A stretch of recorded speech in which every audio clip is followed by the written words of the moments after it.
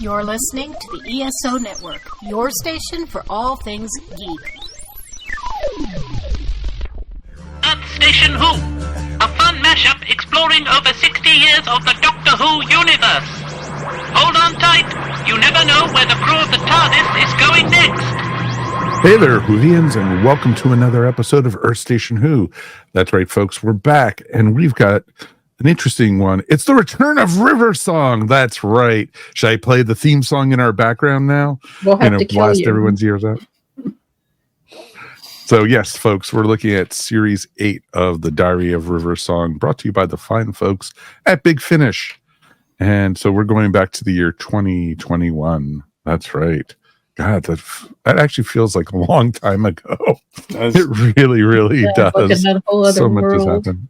Yep. Exactly. The world was so much innocenter. No, they were lies. Yeah, exactly. No, they weren't. But it was real interesting to talk about, and we've got a great crew here to chat tonight. Let's welcome back to the show, Julie Filipek. Hi, everyone.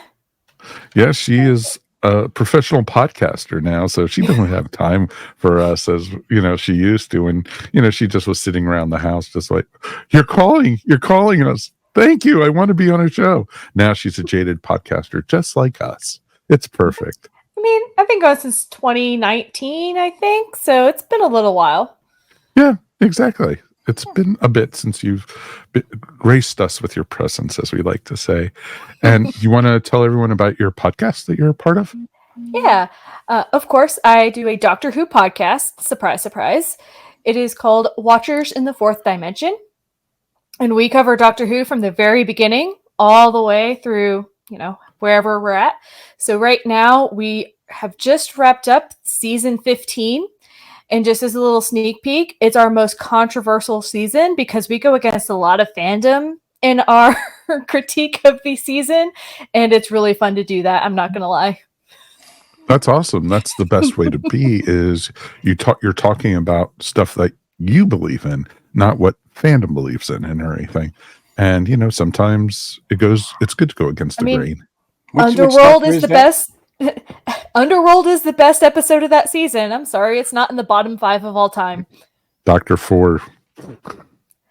Yep, Fourth Doctor. It's with Leela. Mm-hmm. Leela's awesome. Love she Leela. Is awesome. Yeah. I love her. And K9. Yeah, of course. And it's pretty cool because you went from a very strong companion with Sarah Jane to another strong companion with Leela. So, but then Absolutely. You had K9 in there too. So, everything's not perfect there. So it's okay. Well, also the Doctor tended to be a dick. So, sorry. That's okay. You're allowed to on the show. Speak truth to power. We're PG-13 on the show. It's okay. Okay. So Good we're to not G-rated. I don't think we've ever been G-rated on anything we've ever we done. haven't. I don't think I was even G-rated back when I was G. Yeah, exactly. Okay. And of course, as you heard, we have our regulars with us. Let's say howdy to Mr. Mike Gordon. Howdy. And Ms. Mary Ogle. Hi, everybody. Fantastic to be here. We've got to come up with a catchphrase for Mary because Mike has this howdy. And That's Mary her catchphrase. It's a She wonderful just said It's her not, catchphrase. it's not much of one.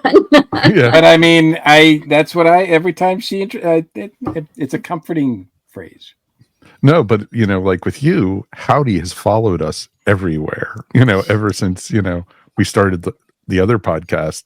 Every time we go to cons, we have people come up to us who listen to us, howdy, and everything because of you, not because of Minnie Pearl or anything. And I've been using howdy longer than I've been podcasting, so it's something part that's of followed you. me. Yeah, it is part of it's me. an inner part of you. Got it. Which is very That's strange, awesome. because So I do not definitely- come from howdy country.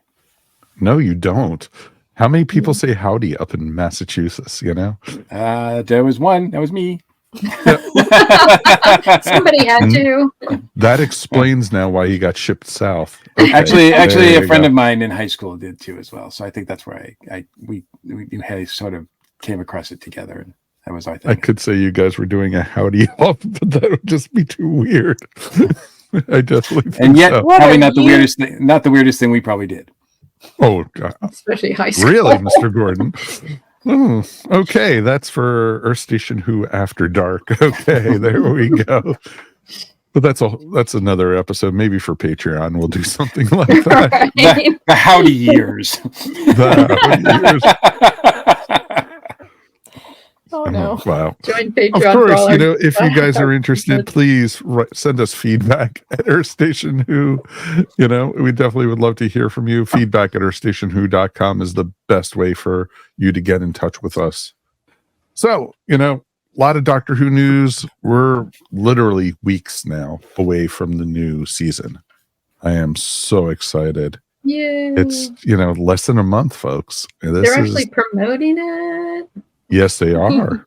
And everything. It's And like there is a totally little new bit experience. there's a little bit of Doctor Who news, and Hey, it's a couple weeks out, and we actually know what date it's going to premiere. I That's something. know. I know, Surprise! not like the good old days. Doctor Who's starting next week. Oh crap! There goes our schedule. Yeah, Disney Plus probably has something to say about that. I'm sure. You think it's pretty interesting. But yeah, it's going to be fantastic to have new Doctor Who. And once Doctor Who is on the new series, we will be coming to you guys weekly. So instead of the every other week. So definitely, please tune in, and we'll be having our reviews up and our episodes. And if anyone wants to join us for any of those reviews, please, send me a note. We would love to get some fresh voices on the show talking about new Doctor Who. I think it'd be a blast. And we're going to be doing a double episode for the first, because Disney and BBC is doing the first 2 episodes together. So we'll be reviewing those both together. So definitely, if you feel game, we definitely would love to have you guys on the show. Please, feedback at earthstationwho.com, which we just mentioned before. So definitely get in touch with us, or you can write us on Facebook or wherever, you guys listen to or participate. Always great to do. Some season 2 news actually came out. We had been saying, and the reports had also been saying, is that Ruby Sunday was going to be leaving after the first season. And they've actually announced that Virata Sethu is going to be joining the TARDIS as a second companion.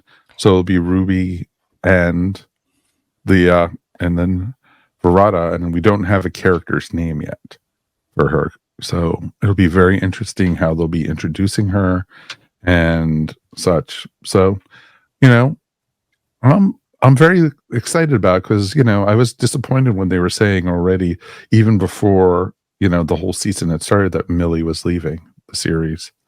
So, And 2 is the magic number for companions. Yeah, I think that's good. And I always think took it with a Lou's a grain good of number. salt anyway, because she was seen filming season 2. well, and So- that we were like saying, is she going to be like Martha? She'll go away for a bit, then come back for a couple of Yeah. episodes.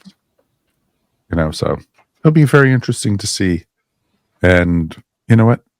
I think it'd be awesome to have 2 companions. It's good having a doctor, because I don't want to repeat a Rose. God, I don't want to repeat a Rose.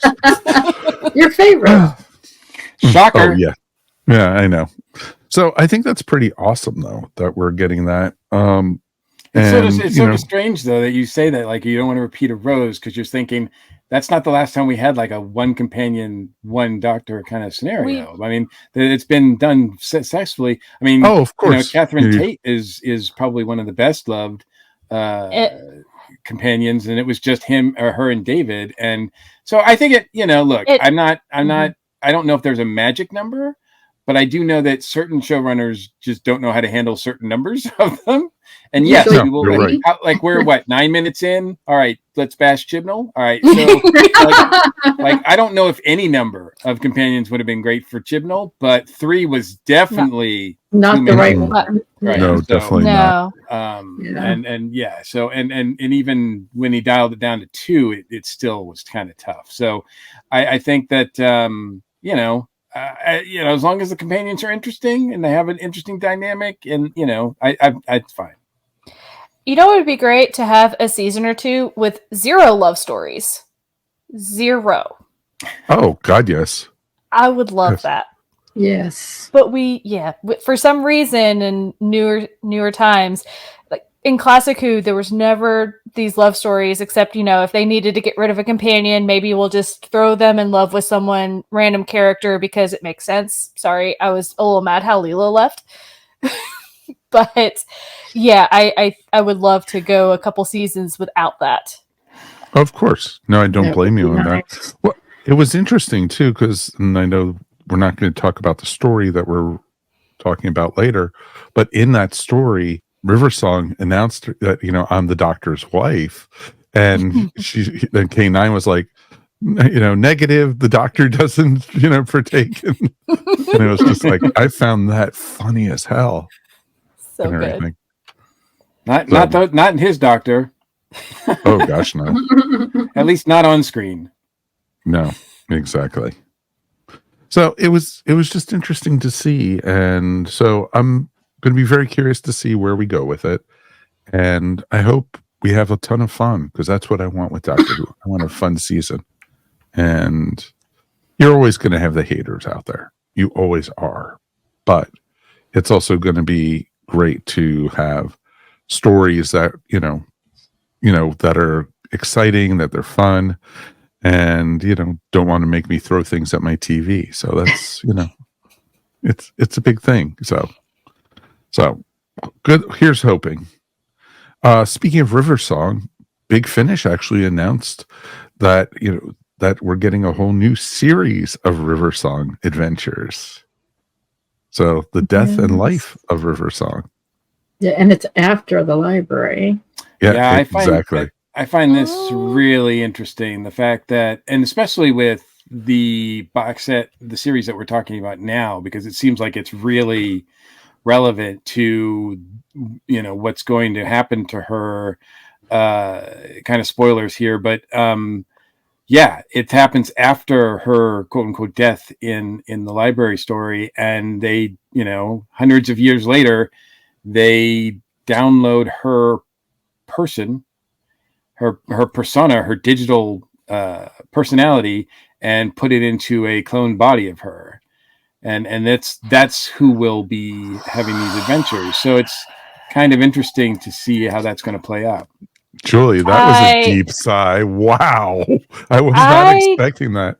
Don't know how I feel about that. In certain aspects, I know Doctor Who likes to mess with time and likes to mess with things.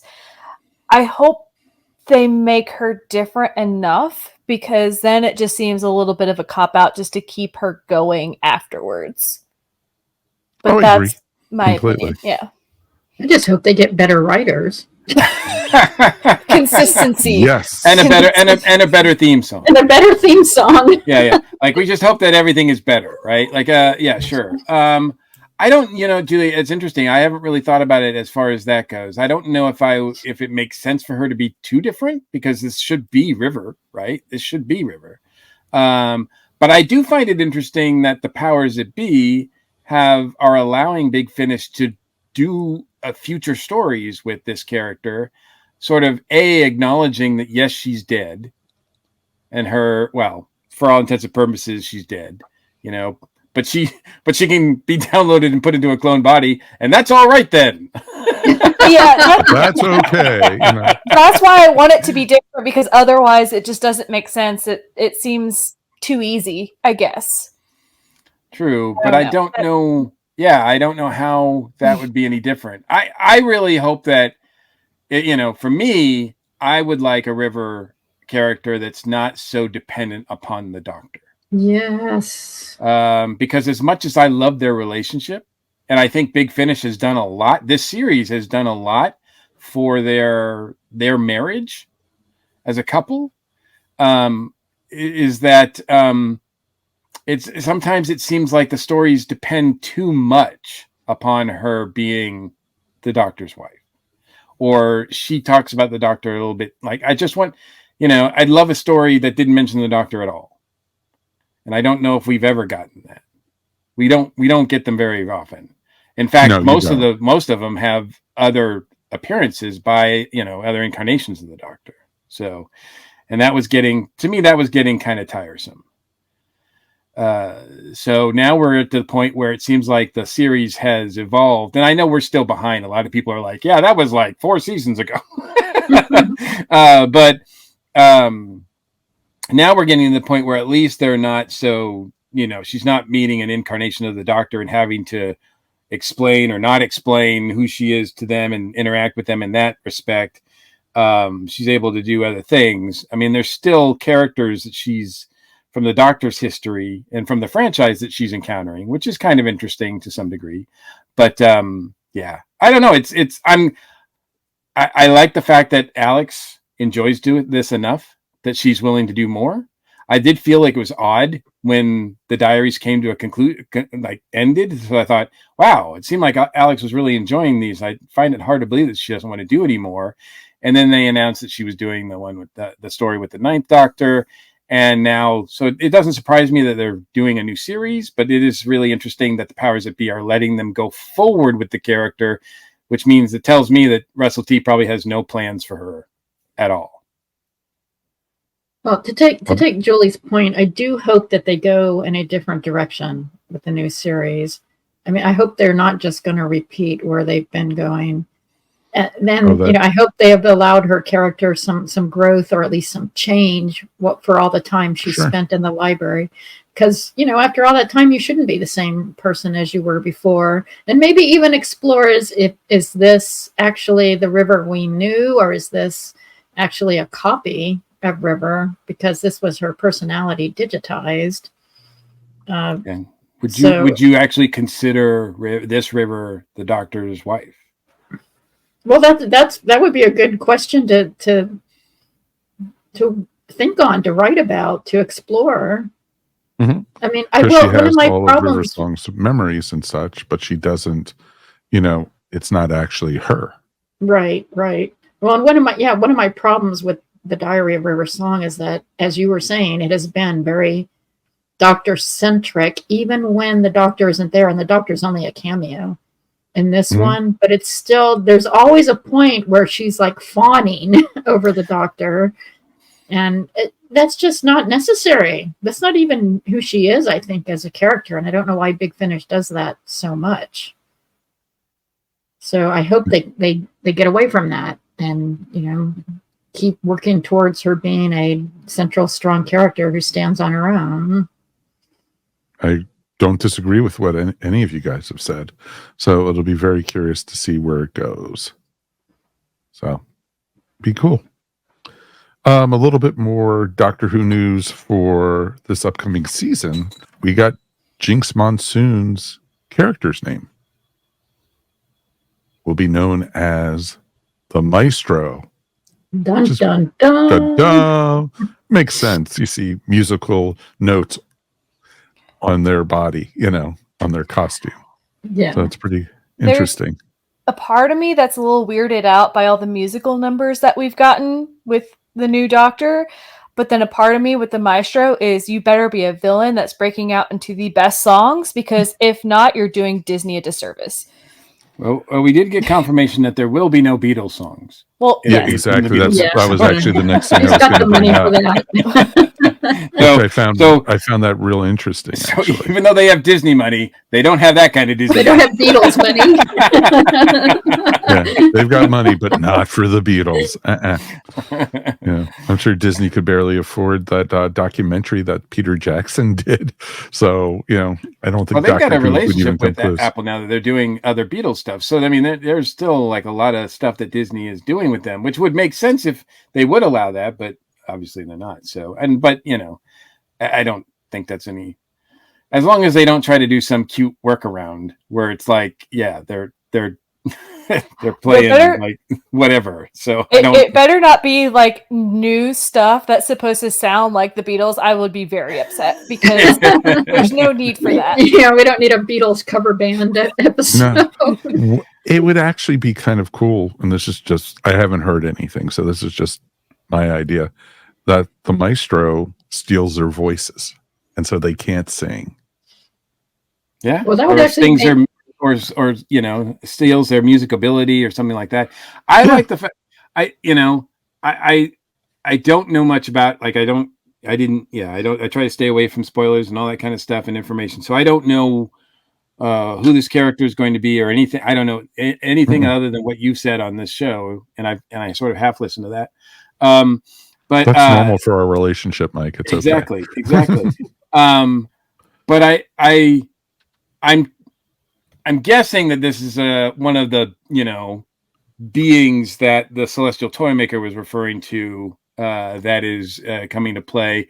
Although his army, yeah. I would love the idea, because it's been a long time. I don't think, has New Who done this? Have we gotten a new Time Lord designation? Because Classic Who is full of them, like the Valier, the Ronnie, the Monk, like there's the Master, like there's full of them. But I don't know if New has introduced anybody in that sort of Time Lord with a specific title. And the Maestro sounds like it would be a really cool one. But I don't know if that's the case here, but that would be cool. But I don't know if that's going to happen, but I'm not going to speculate that it is or not. I do find it weird that New Who's never designated another Time Lord title.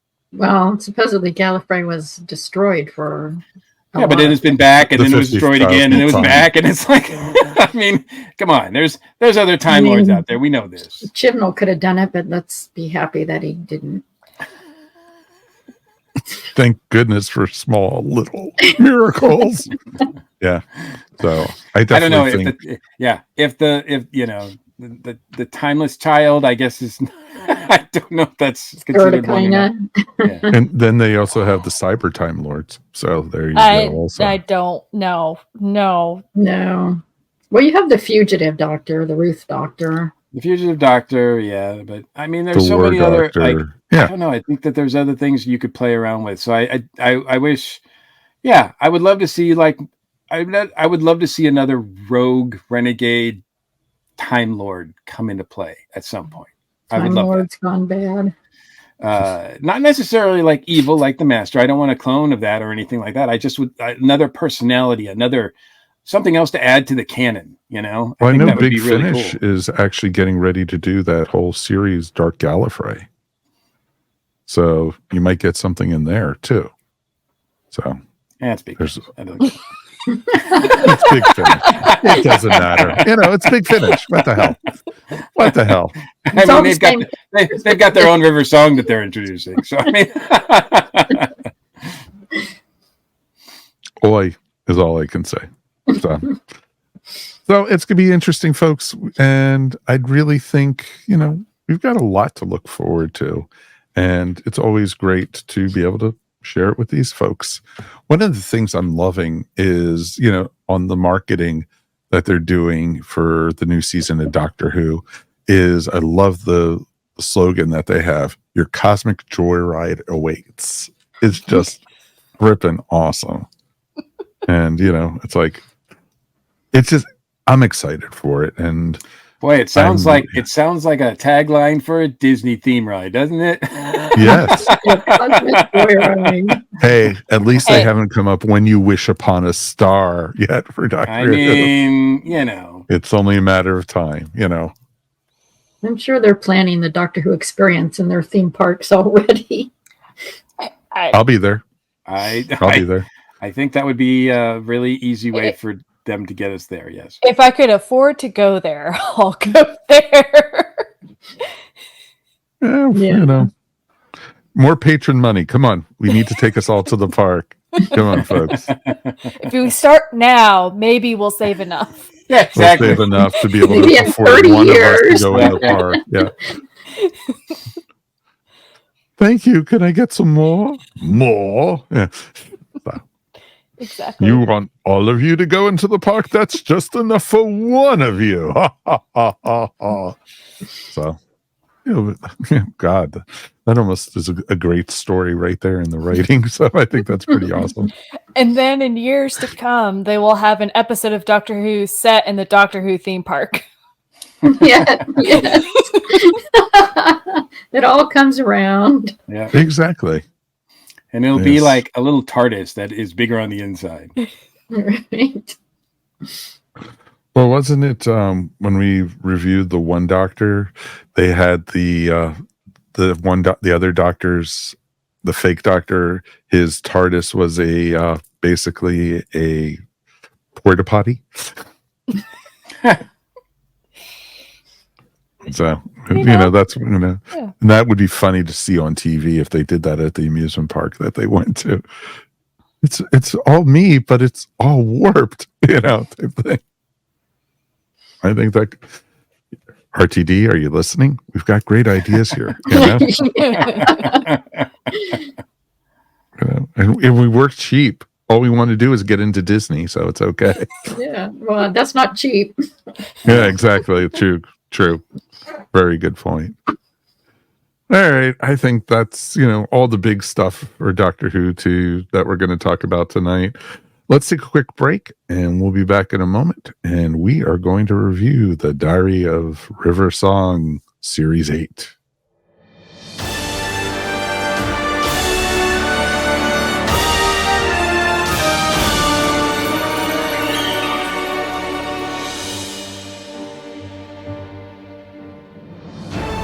Hey there, welcome back to Earth Station Who, Series 8 of River Song. This one was a mixed bag for me. It was real interesting. We only had a brief cameo by a doctor, and I actually was surprised, and it was Tennant's doctor that we had in this one. I was not expecting that. I was just expecting her to have a conversation with a doctor that didn't show up. And then all of a sudden I heard that familiar voice. It's like, I didn't know he was in this. David has become, because of the fact that Matt and Peter won't do Big Finish yet. So David has become River's husband on Big Finish, I think. Mm-hmm.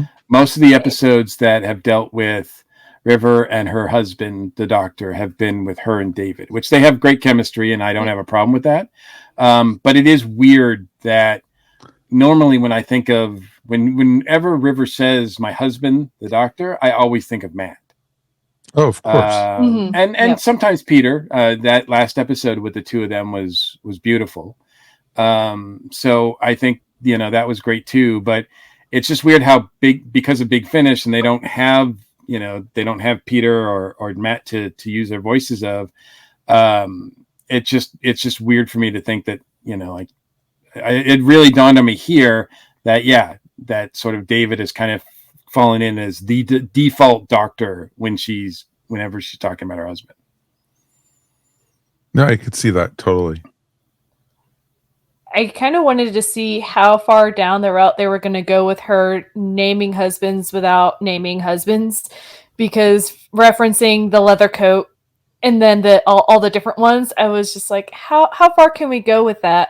And then he started speaking. I was like, or we can actually have someone in here. I suppose that's fine. I suppose I have to listen to David Tennant. We didn't get to talk about the one with the scarf. We didn't talk about the one over here. It's all okay. It's all okay. It's interesting too. I agree with that. And I loved, even brought up the fez, and I fully expected it to be Matt's doctor, but it was Tennant, Yeah, that's true. And everything. So I was just like, because, that's, the running joke, in the 50th anniversary when they were at the museum and the 11th Doctor sees the fez in the museum. Clara goes, "Can't you ever walk past one of those?" Nope, never will, never will. Nope, not at all. Not at all. I know how he feels. Yeah. How many do you have, Mr. Gordon? 10. I'm in the double digits. Oh, wow. That's pretty impressive. Alrighty then. There you go. But you did get to, share one with John Rhys Davies, so it's awesome. I did, and it's moments like that make it worth wearing a fez. Exactly. So it might have been actually one of the first movie characters I'd ever seen wearing a fez. Aha. Well, there you go. Okay. All right. Stories. Let's talk about that.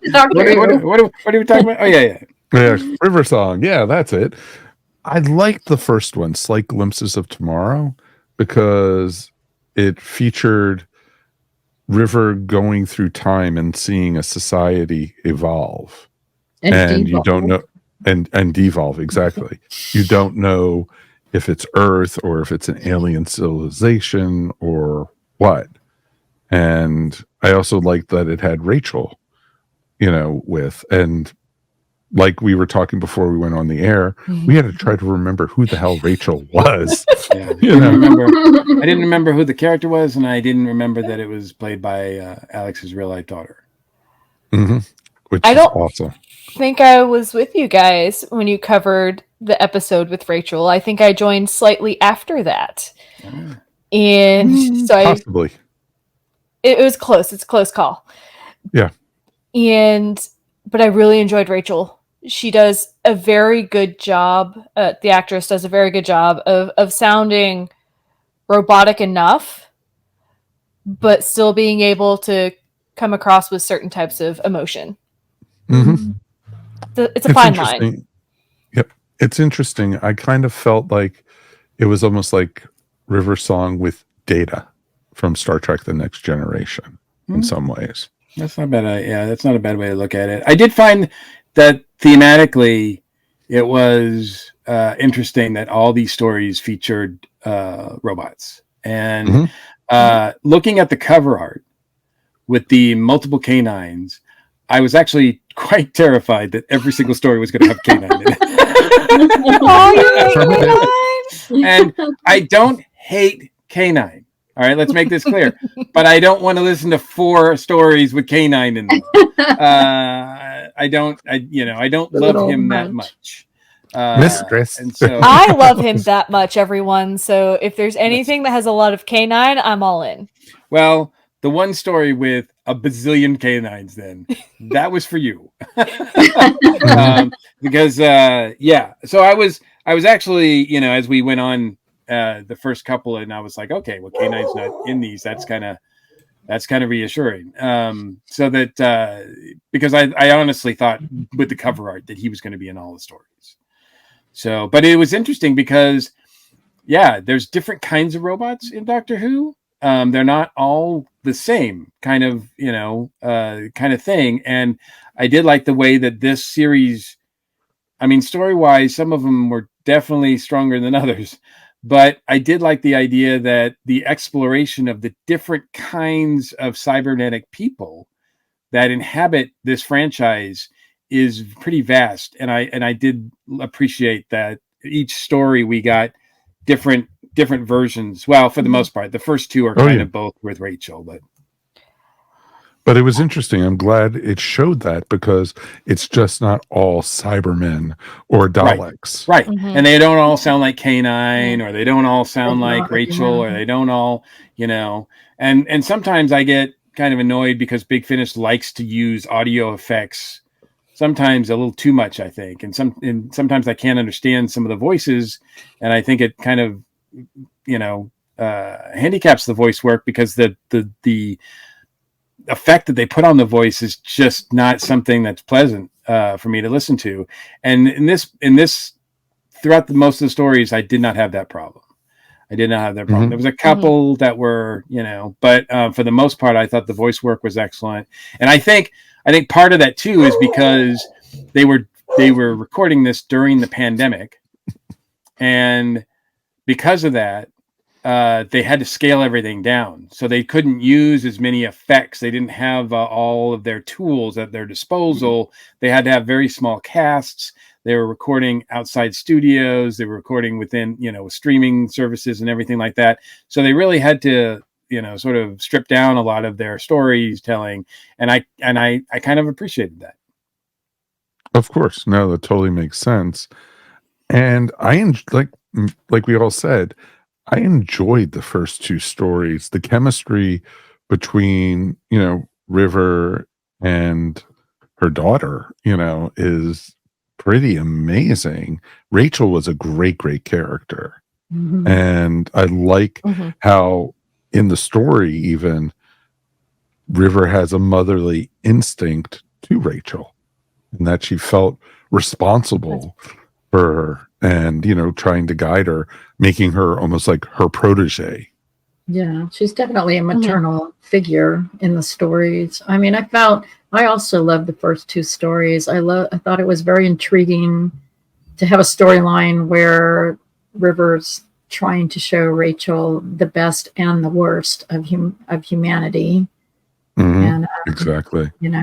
So that she can see all sides and come to her own conclusions about how she wants to spend the rest of her, what apparently will be eternal life. Well, exactly. But it was also interesting, literally Rachel wasn't believing what River was saying about people, that, that some people are very shallow, superficial. And she even used the vortex manipulator to go back to places that they had been, to people that they knew, try to get the good out of them. And she couldn't, for even if it meant that the civilization was going to be destroyed because of that. And after all that, she still gets blindsided by two selfish bastards in the second story. Exactly. Yes, she does. These were not happy But that's stories. okay, though. and also, I like in that first one, it's even if you could change things, okay, well, you got them, a couple 100 years, 1,000, and then it's still destroyed anyway because of natural occurrences, which is always an interesting thing to learn too, because sometimes it's because of human hubris and sometimes it's just because, hey, everything's going to end. It happens, yeah. Well, I think that was a good lesson to try to teach Rachel, who's never going to die. I think River was trying to say, look, that's what's happening for you. That's not what's happening for everyone around you. And you need to understand that and find a way to deal with it. Mm-hmm. It's also one of those dilemmas that really is only applicable to people who can actually travel through time, because it's not like, they're seeing all of this happening and she's trying to go back and fix some of it and being frustrated because she can't do it. And there's an inevitability to it all. But I think what River shows her is that in her own way, yes, everything is going to end. Right? There's an inevitability to it all. This planet is eventually going to die for whatever reason. What can you do? You can save people. Like you can save people, whether it's on a small scale, like the Doctor does sometimes, or on a large scale, like changing things so that a whole planet can evacuate in time before the planet gets destroyed. So I like that sort of message, because it really is kind of an interesting dilemma that all time travelers probably have, is like, okay, I have the power to change time. When do I use it? How do I use it? And should I use it? No, that's a great way to put it, because she had to, that there's consequences, that some things just cannot be changed no matter what you do. There's an inevitability to it. Can't believe I got that word out without stuttering or whatever. That was just, it's a big mouthful. Yes. I was just going to say, I thought it was interesting that the first two were tied together. A lot of times I've noticed in the River song, the first and the fourth get tied together, and then you have the two middle that are different, but that's not really the case in this one. And the other two are very much standalone, in my opinion. Yeah. That surprised me, because I thought Rachel was going to come back in the last story at least. I was fully expecting it somehow for her to pop up in the last one, but that last one was so bad. Glad she didn't show up. It was maybe she was supposed to, but she bowed out. She said no. Well, the last one. I know we're jumping around here, but the last story is the Queen of the Mechanoids, right? Yeah, that's a prelude to another big finish event with the Mechanoids and everything, and it's like you could just tell that this is a prelude. It's not really a River song story, because actually River doesn't even seem like herself through most of it. She's doing things that I'm like, this doesn't even sound like River. Are we sure it's River? And so I'm like, when is this supposed to take place? Is this a young River? Like, it just didn't I was really puzzled by when this takes place and all of that kind of stuff. And it's obviously, it was just tacked on so they could, add it to their Dalek universe, I guess. And the characters Anya Kingdom and Mark 7, I guess, are featured in that. So I like, but Mark I didn't 7. do much. It didn't do much to win me over to go to that series. I think it put me off it. Not at all. I did like the character of Mark 7. I thought he was a great character. But the whole time I heard him, cybernetic. but the whole time I heard him, again, I hate to bring up Star Trek again, it was Data, the whole time. He had more personality than Data, though. Yeah. He had some personality. He had some sass to him. What I also found interesting, I don't even think the cast really particularly cared for it. You get to the interviews and they start talking about the mechanoids being like jewelry boxes. And I get the impression that if you're going to liken them to giant jewelry boxes, you probably aren't too thrilled with them. They also were very limited. The only weapons they had were flamethrowers. And I mean, have you seen the Classics Who episode? That's all they had. Of course. Yeah. No, I know. But the other thing was when the big bad in that story had his own versions and they could fly. The ones that River had under her control couldn't fire up. They couldn't shoot up. Yeah. It's like what? Well, that was sort of like an insider joke for Daleks not being able to go upstairs. That one, exactly. Because that was my thing through most of Classic Who. It's like, how do they get anywhere? You just go to stairs and they can't do anything. Right. Yeah. So I get that inside joke, but not worth it for this. No, I agree. I totally agree. No, agree. It felt very much like a Classic Who episode, and not a good Classic episode. Not a good version. one of the forgettable ones. Honestly, until I got reminded of this, I forgot about the mechanoids, and then I was like, "Oh, but that had Steven. Okay." But that's about it. That's how memorable they are. Yeah. We reviewed an episode. Have we reviewed the mechanoids? They're only in 1.5 episodes. I don't think we have. I truthfully don't think we have. It's the introduction of Steven when he still had the beard, and then he got rid of the beard in the next episode. It made me very sad. No, we haven't reviewed that one yet. I've seen it, but it's not a good story at all. And it's funny because they were created by the BBC because the whole thing with Terry Nation and they thought they were going to pull the Daleks, because he had the rights to them and sell them to the Americans. And so they created the mechanoids as a replacement for the Daleks. And it failed miserably. Yeah. So I was actually shocked that, they used it here with River Song. So. Well, I mean, it's not the first time that Big Finish has used them. They've used them before. So, yeah. So, it was okay. The story with K9 wasn't much better.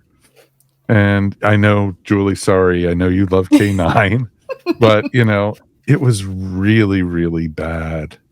But I also loved how you got to see a very vindictive River Song in that story. Yeah, that was the best cool part thing about it.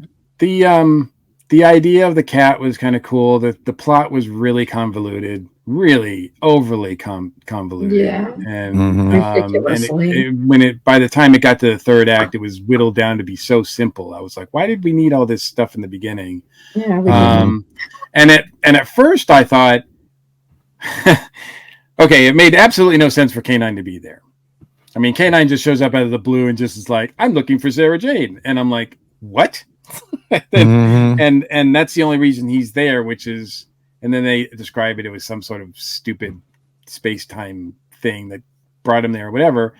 But then I thought, when K9 goes around and he gets the order and he's like terminating everybody, and I was like, holy crap, are they making K9 have to be a killer?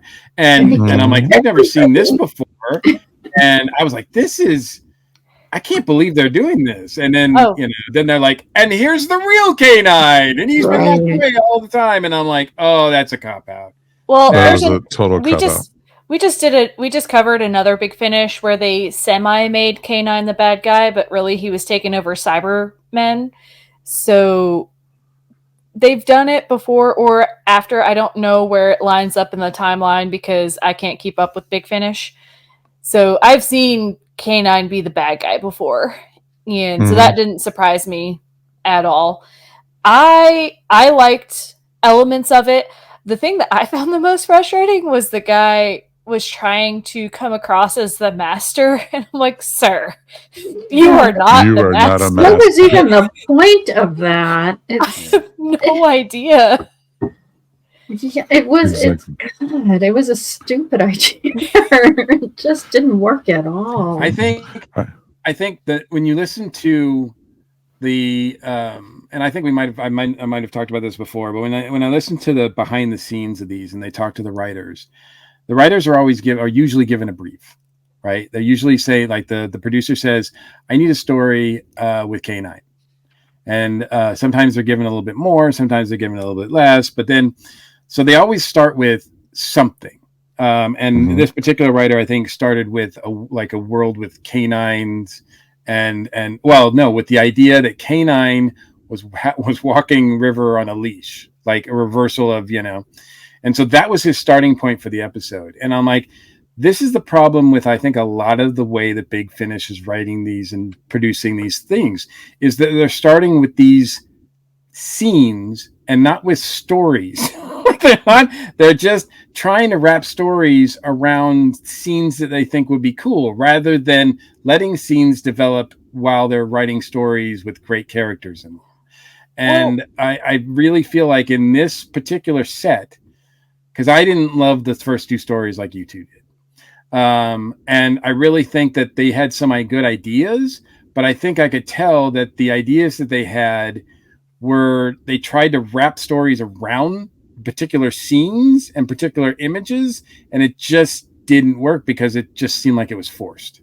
Well, and in this one, if the thing we're going to step off on is K9 leading her around on a leash, let that be the entire story. Why we introduced this illness and all this other stuff was very dumb. I would have rather had this weird society that does legitimately have robot dogs walking people, because that would just be so bizarre. And you could probably play with that quite a bit more than you can with, oh, hey, but we have this illness that we need to take care of, and it only affects a certain number of people, and we just happen to be two that no. Dumb. It's interesting, the whole thing with the robots walking the humans and the humans living in the cages. I did get a little bit of a Planet of the Apes type feel. Yeah. And from it, but it didn't go that far or that deep. So no. But the thing is, you could have explored the ethics of that and the whole, is this slavery? What is, the differences between humans as pets and humans as owners? And I mean, you could have explored that in a kind of fascinating way. And, maybe River's there to liberate people or whatever. I don't know. But anything would have been better than the 5 million ideas they tried to cram in to it. Yeah, it was just too much. I mean, because ultimately it didn't mean anything. The whole planet full of canines and felines, it just makes no difference for anything. And everybody gets killed. Yeah. Except for River and K9. Except for River and K9. Yeah, pretty much. Well, we get feline at the end. Yeah. Well, yeah, sort of. Yeah, sort of. Her essence is downloaded into a cloned robotic body. Yeah, I thought that was funny. Sounds familiar, doesn't it? That's some foreshadowing. That's some foreshadowing for River, right? I don't know if they intended it at the time, but I certainly thought I thought that was kind of, with the news that we just got, I thought that was kind of interesting. Yeah. I will say regarding that though. John Leeson does amazing work as K9. I mean, to listen to other actors, they mentioned this on some of the behind the scenes stuff, how difficult it is to voice and portray robotic characters.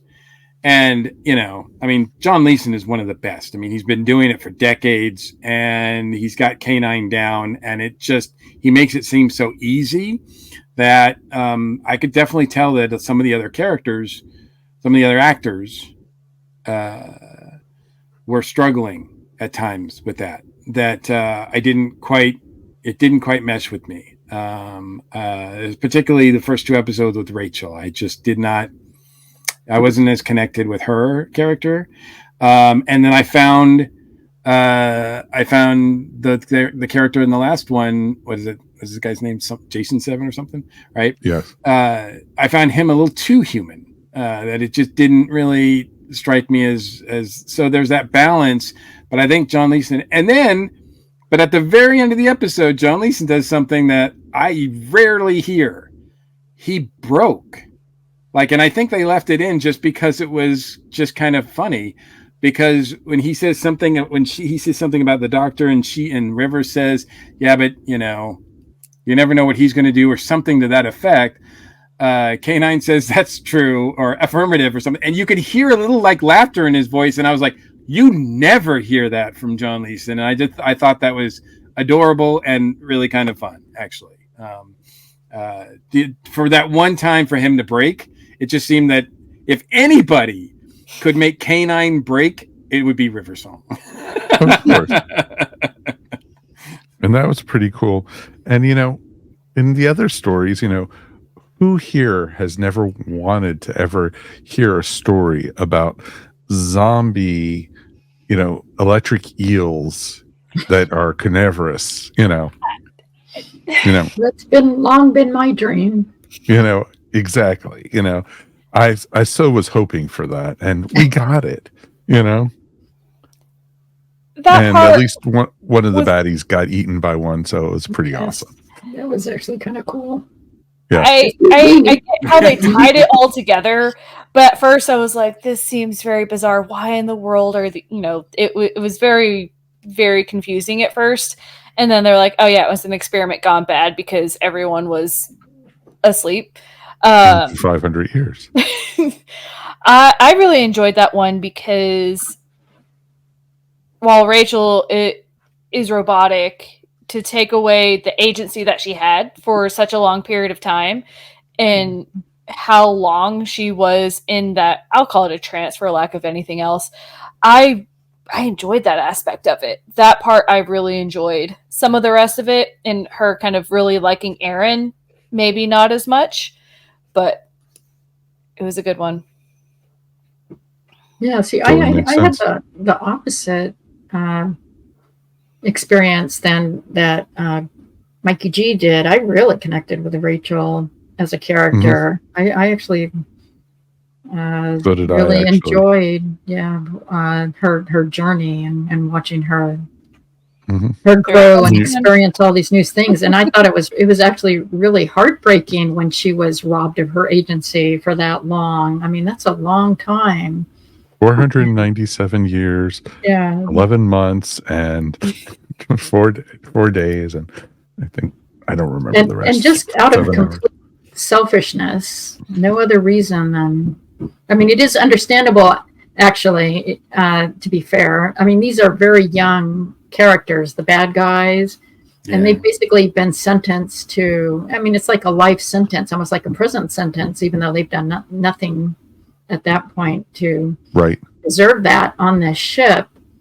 And I know it's probably been presented to them as, oh, you're very noble and all of that, but still you're sentencing these kids to this life of solitude and knowing they're never going to reach their destination. So in that way, you could kind of understand how desperate they may have been, even though it doesn't, excuse what they did. Yeah. I do give credit to the actor that played the guy that got eaten. I think Bryson, is that his name? Yeah. But he also did, behind the scenes, they said he was also the voice of the computer, and I was like, wow, I had no idea those were the same voices. That. He did an excellent job. With sometimes you can tell, if someone's doing the same same character or the different characters. You're like, I know that, but but he was really good as both of those. No, totally get that. And it's interesting because quite a few of the same actors played multiple characters in throughout the stories, and it was just interesting, and they all did really good jobs. You didn't go, wait a minute, that's the voice of so and so from earlier in this story, type thing. On the first story, it makes sense. I mean, you're jumping generations and multiple generations, but to have the same voices or the same actors playing these different characters kind of tracks, but because it gives you a connection with them, I think, and that kind of worked. But Big Finish does that a lot. Obviously, they don't just have a cast of thousands. It was also 2021, and they were halfway in studio, halfway not in studio still, and everything. That was the other, again, I think we mentioned it before the cast, just hearing the behind the scenes of how pandemic affected how they were doing all this, and how how different it was for them was kind of fun. Oh yeah, of course, absolutely, taking us back for better or for worse. I know, right? Yeah. And consistently, Alex Kingston's just awesome throughout all these stories. Oh yeah, she's always good. And so and it's funny because I found her in the final story. I felt a little bit that she was partly the bad guy in it, and at the beginning. Especially, yes. Yeah. And so I just found it interesting, and then getting into the whole thing, and we know River is not above breaking the law. We've seen that on the TV shows. Morally gray. Yeah, exactly. Yeah. And I wish they'd kind of explore that more, because I kind of liked the idea that she was not the bad guy, but she was not very, she was not acting above board or whatever. And I thought that was kind of an interesting, especially when you compare the other three stories where she's like really, she obviously goes, she's not afraid to cross the same line, like lines that the Doctor won't. In the first episode, like, she changes time, which is probably not something that the Doctor would do. Like, the Doctor's like, nope, you got to let it play out. And she's like, no, let's just change this world. And she even allows Rachel to do it multiple times, right? Mm-hmm. So, and in this, and in the second story and in the third story, she's full of, spit and vinegar and vengeance, which is perfectly understandable. But and then the fourth story, we get this sort of rogue River that I miss her, because she was like, this is the one that we saw like kind of with the sonic lipstick and breaking out of prison, and when the 11th Doctor first met her with the Weeping Angels and everything, that was a River that we didn't know if we could trust or anything. Like that River is really, really a cool River, and we don't see that very often in Big Finish, and we got a glimpse of it, but the story was so badly written that it really, and it was obviously a setup for other things, so they really couldn't explore that very well. So I feel like, damn, but I did like, I wish we could get more of that rogue River. Mm-hmm. No, I agree. Mm-hmm. And it's a lot of times River's on her side. She's not on anybody else's. Yeah, she doesn't. So. She doesn't care. She's an archaeologist, but she's in it for the money. Mm-hmm. She's into, she doesn't care if somebody dies. If she can get unless it's Rachel, or the Doctor. If slaughtering innocents. Yeah, if she has a connection with someone, or she truly believes that they shouldn't be killed, then she's not going to be okay that they're being killed.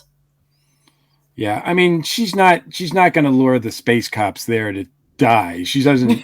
She's not that cold. Like, she's not going to do that. Is she? I don't think so. Not the River I've seen.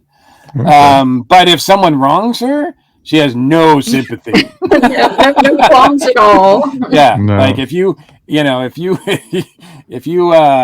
cut her off in traffic, your ass is gone. Don't God worry. Help you. God help you. That's what blasters are for. That River will run through you. That is awesome. That is awesome. Any final thoughts before we go ahead and rate this one? I have to say, I kept thinking while I was listening to this that the Diary of a River Song is sort of like my experience with watching Jodie Whittaker. And that, because it's been this whole series has been so uneven. And so I feel like Jodie was great, but the stories let her down. And I kind of feel that way about the series overall with River Song. Alex is fantastic, but the stories too often let her down. So Chibnall's been behind it a little. I would not go as far as to compare the producer of the Diaries of River Song to Chris Chibnall. Well, I wouldn't go that far either, but I will say that the stories have not been great. However, I do concur because, thinking about the fact that, when it was brought right to my attention in the first episode here, when, when Rachel comes on, I'm like, I have no idea who that is. And then this is the 8th one we've done. So there's 7 other other stories that we've done as far as this series goes, and I think maybe a handful have been memorable, and that's criminal.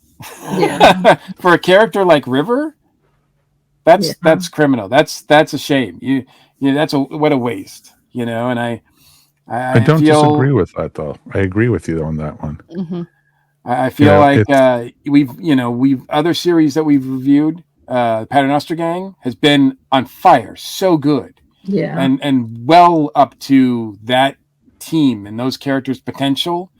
Whereas this series as a whole there's been some highlights, there's been some high moments, and they've really had some interesting things done. But as a whole, I have to say that this has been so far pretty overall pretty disappointing. I mean, we can at least say it's been wildly inconsistent. Yes. Yeah.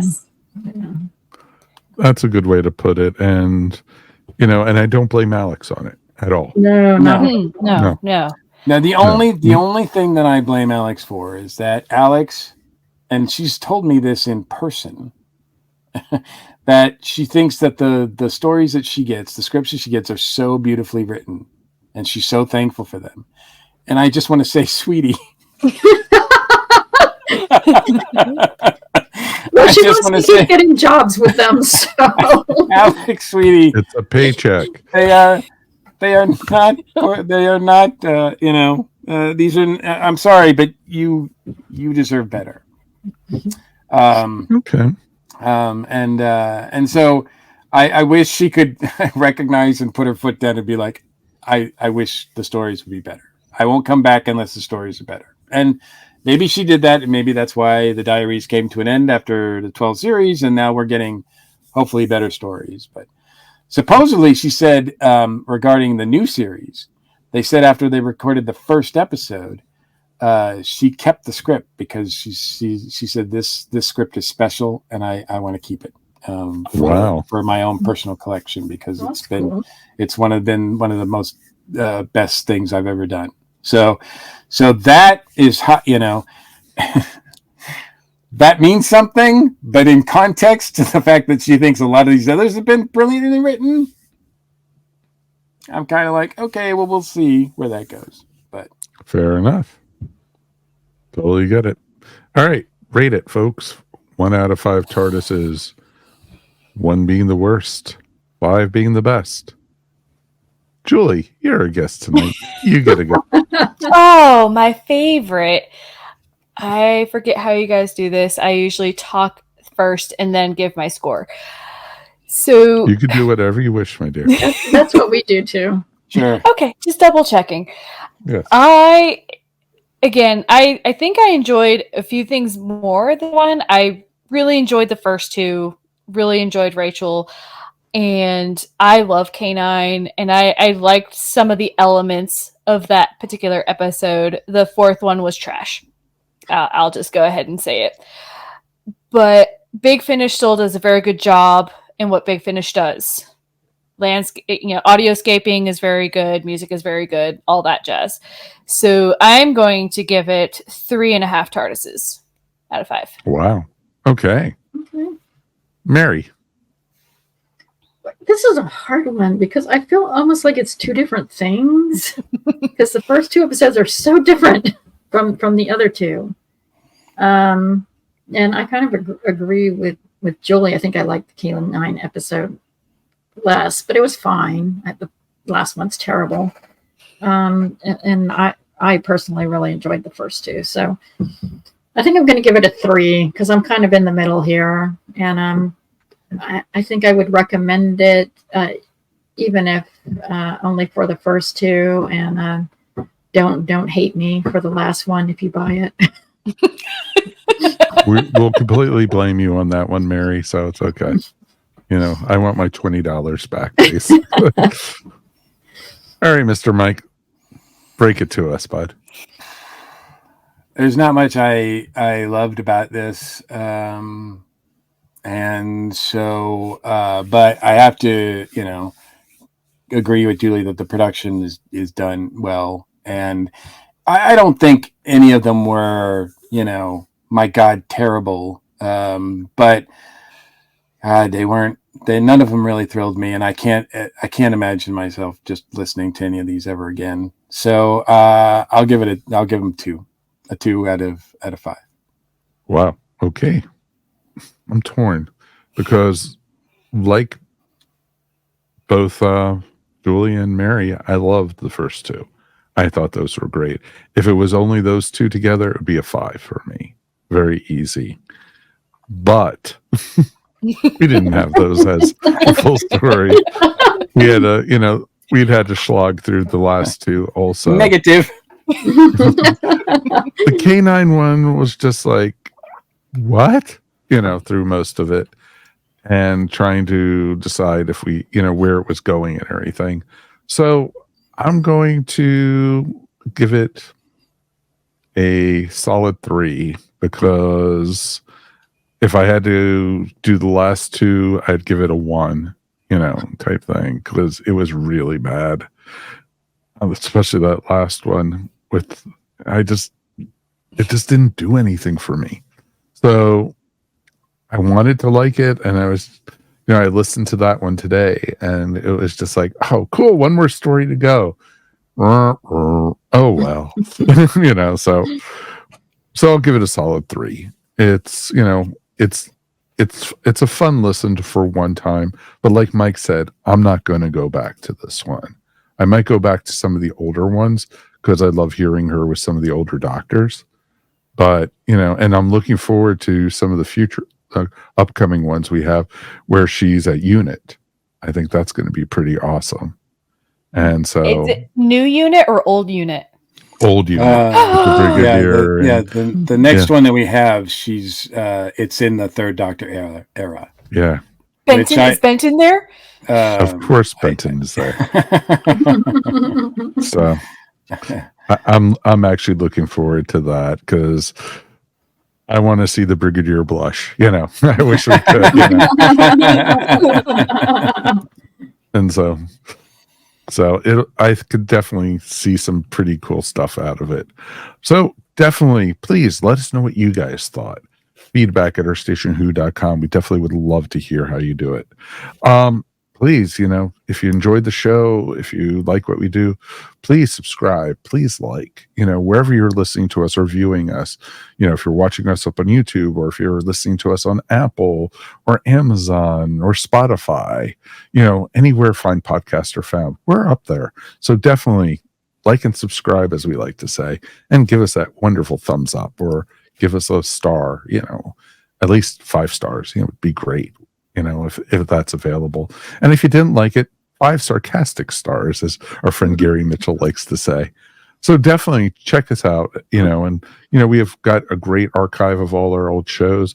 And it was interesting. One of our listeners wrote us recently saying, hey, I'm loving when you do your River Song reviews, but I couldn't find where, the first 2 that you guys did, because there's only a certain amount that we went back to on the ESW website.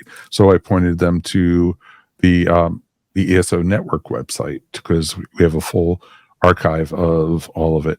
And I think one of the projects I'm going to be working on over the next 6 months or so is putting all our old episodes up on archive.com. So you guys can actually listen to all the episodes for free, and you don't have to subscribe to that or anything. It'll just be every time we put up a new episode, that'll go up there. And so we're going to also do that for Earth Station 1 and probably older episodes of the Dragon Con report and such. We'll probably end up doing that too. So people have a good, archive. And if you haven't checked out archive.com, folks, it's pretty awesome. I listen to old concerts from all these artists that, that they put up there. And it's like concerts going back over 50 to 60 years. It's pretty cool stuff. So, it's definitely stuff you could definitely check out. And podcasts are starting to put their archives up there. And like Earth Station 1 did over 700 episodes. So, that's a lot of episodes to put up there. So, and at some point, Julie, I mean, our show doesn't go in order like yours does, but at some point, with all our shows are on archive, people, if they want to start from the beginning, they can actually navigate their way through our show and actually go from the beginning on with a few holes right now, but we're filling those in slowly but surely so that eventually people will be able to start from the beginning and listen to our shows. I was just going to say, I don't recommend the Space Pirates. Save that for last. You don't want to watch it. No. Trial of the Time Lord is last. It will always. We have already established the Trial of the Time Lord is last. It's going to be our final story. So definitely, it'll be worth it though. But folks, it's always great to talk to these fine folks, and it's great to talk to you guys. We actually had a great time at South Carolina Comic Con, and we met some amazing folks, and we saw some great Doctor Who cosplayers. And it was South Carolina's just a great show, and it's only a little over 90 minutes from Atlanta. So it's pretty awesome to go and, visit there. And it's a great weekend con. And I know Robert's planning on having South Carolina Comic Con Junior in October. So it'll definitely you'll be able to find us again. Definitely, thank you for everyone who does listen and stop by our table. I know they stopped by to see Mike and Peter, but they also stopped by the ESO table, and it was just a great time. And we met a lot of new folks. And if this is your first time listening to us, there's better stories coming, folks. I promise. I really promise that. So, but thank you everybody who, picked up postcards and picked up swag and, cool stuff we had at our table.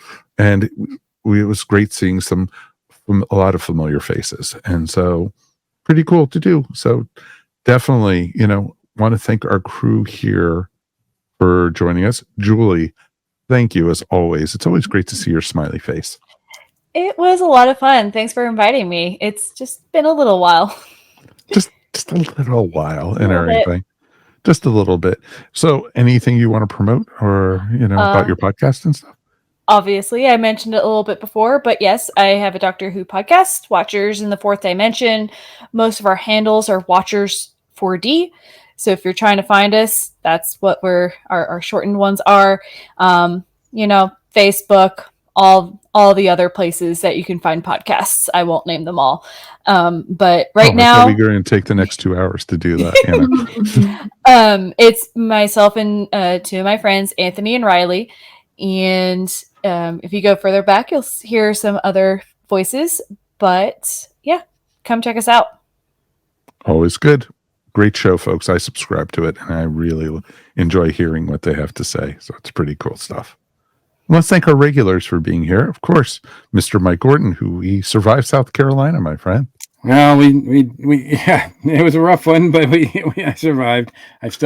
My back went out during that weekend, and it's still I'm still on the road to recovery for that. But But you're right, Mike. Everything you said about it is true. It's one of my favorite shows of the year to do. Probably my second favorite show outside of Dragon Con. And love it. Love the people up there.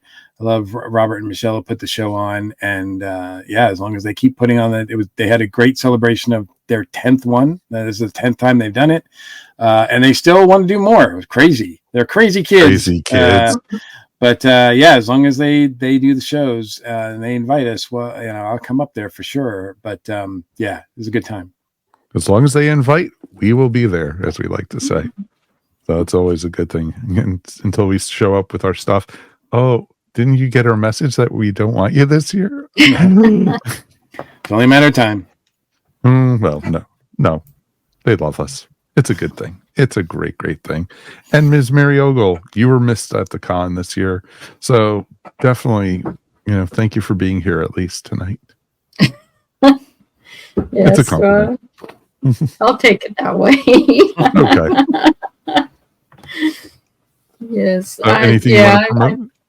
Yes, you can find my artwork at maryogle.com or on Etsy at eVision Arts. Yay! Yay. And I could actually probably tell you guys this already. We've already been invited back to Pensacon next year. So yay. So we are going to be at Pensacon 2025. God, that sounds weird to say. God, that's weird. And it's Valentine's weekend this year. Or next year. So just where everybody wants to go. Exactly. Just what I told Judy, we're going to be doing something romantic. Exactly. We're going to be doing a Doctor Who panel for Valentine's Day. Actually, that could be the topic for the panel. Romance and Doctor Who. There we go. Everybody loves talking about that. Hell yeah. I think watchers, we're going to take a trip out to Gallifrey 1.